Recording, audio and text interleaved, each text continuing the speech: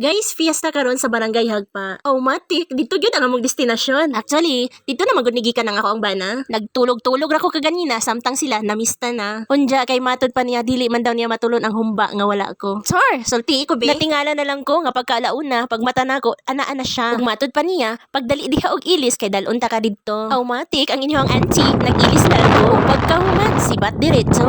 Witik, pinalabtik na ako. Kay ang ulan nagkadool. Ug samtang nagpaabot sa lamisa, ipaposing sa nato niyang tagbalay. Ug shout out sa tagbalay, Cuevas family. Ug tungod kay busy pa man ang lamisa, sat back and relax lang sa mga auntie ug mga uncle. Ug naon sa man niyang ako ang kamera nga nagahalap man.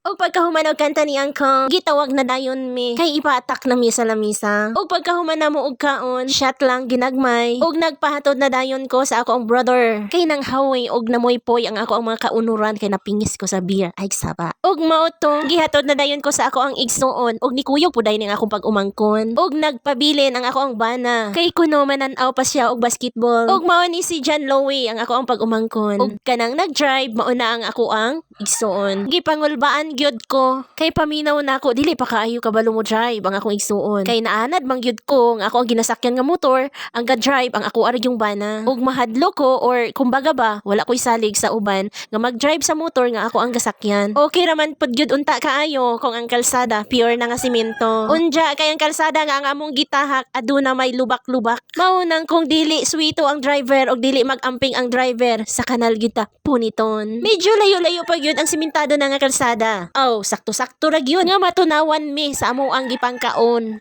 Para inig-abot sa balay, oh matik, mangita na pog pagkaon. Ana, na jud na ang life sa mga tao nga walay diet. Og mao ra to ang akong ikapaambit nga istorya. Karong adlaw. And this is your auntie. Bye. Thank you for watching.